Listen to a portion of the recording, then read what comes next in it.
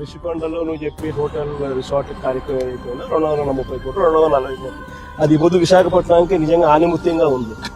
అదే చంద్రబాబు నాయుడు యోగా కోసం యోగా గుర్తుందా యోగా ఒక్కరోజు ప్రోగ్రామ్ యోగాకు ఖర్చు పెట్టిందంటే 330 కోట్లు 330 కోట్లు కనీసం నేనన్నా 240 కోట్లు పెట్టి బ్రహ్మాండమైన బిల్డింగ్ కట్టి విశాఖపట్నానికి తలమానికంగా ఉంది ఆ బిల్డింగ్. ఈ పొద్దు కూడా పోయినాను అనుకో ఆ బిల్డింగ్ గవర్నమెంట్ పోయి చూస్తే విశాఖపట్నం అంతా పోయిన టూరిస్ట్ ప్లేస్ కింద కనపడుతుంది. మోడీ గారు వచ్చినాడు అనుకో లేకపోతే పుతిన్ వచ్చినాడు అనుకో రష్యన్ ప్రెసిడెంట్ పుతిన్ వచ్చినాడు అనుకో ఎక్కడ పెడతాడు? బ్రహ్మాండమైన రాజభవనం లాంటి బిల్డింగ్ అది 230 కోట్లతో కట్టినందుకు మాన్యుమెంట్ అక్కడ తయారైంది. వేరే ఇక్కడ ఒకరోజు యోగా